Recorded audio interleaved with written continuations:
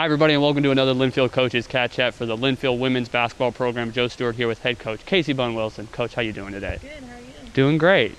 You guys had 3 games last week. Just that's the kind of season it's been.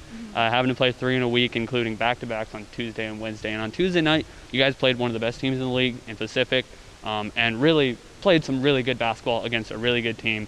Obviously, some mitigating factors as their top 2 players had incredible games, but if it hadn't been for that, or even just a couple bounces go differently, it seems like that's a whole different ball game. What did you see out of the team progressively through that game as they seem to improve, play after play and quarter after quarter?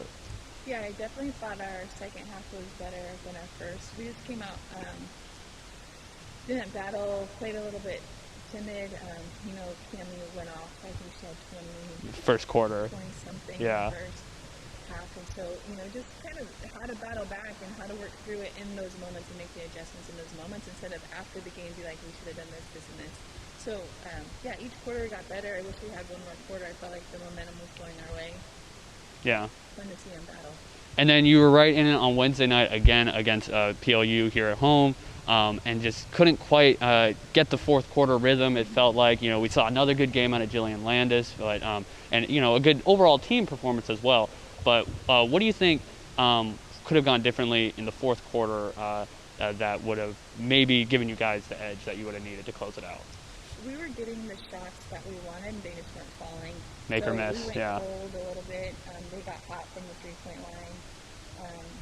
Then have a couple chances if things went differently at the end. Who knows? Different outcome. But it's good for us to be in those situations and continue to learn and grow. And I feel like after the game, like we haven't been in this situation before. This is how we handled it. Next time we'll do this, or we handled this well. And so just continuing to stick with our goals and. I see a lot of progression in our team still. Absolutely, and I feel like the progression was definitely evident on Friday against George Fox. Again, just kind of one good stretch for the Bruins really kind of put it out of reach, it felt like, in that game. But other than that, you guys hung with them, play for play.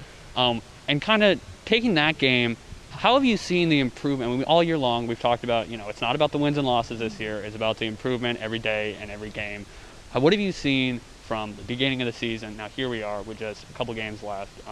Comparatively, specifically for that George Fox game, how did you see some of that stuff kind of show itself from the progress made all year?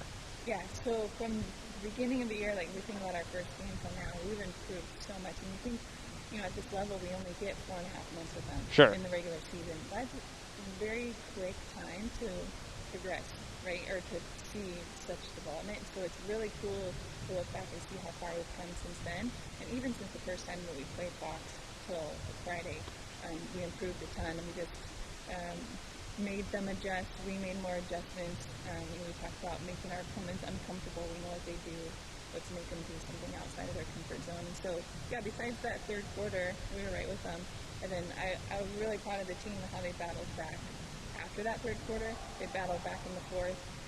And I think in previous games we would have just kind of, well, that's it. Or not given up, it's still fought, but not had the edge or the extra push that they did on Friday.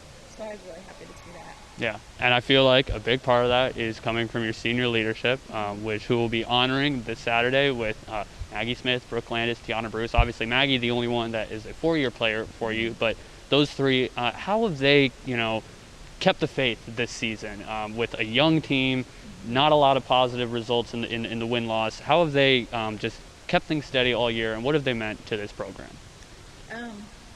They're special, those 3. I know we've had Maggie before, and then Brooke for 3 and Tiana for 2, so they all have different journeys up until now, and they've all impacted the program in really positive ways, and we're really going to miss them, and it's going to be emotional on Saturday. Yeah, but hopefully going to be able to close it out with a win. This will be your second look at Willamette and your second look at PLU on Friday.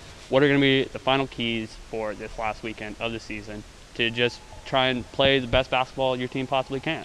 Yeah, we're just trying to put 4 quarters together. We've seen glimpses of really good basketball, then sometimes the other way. So just putting 4 quarters together, battling. I know they're both going to be tough games for us. But like I said, I think we keep improving every day, and so looking to peak this weekend.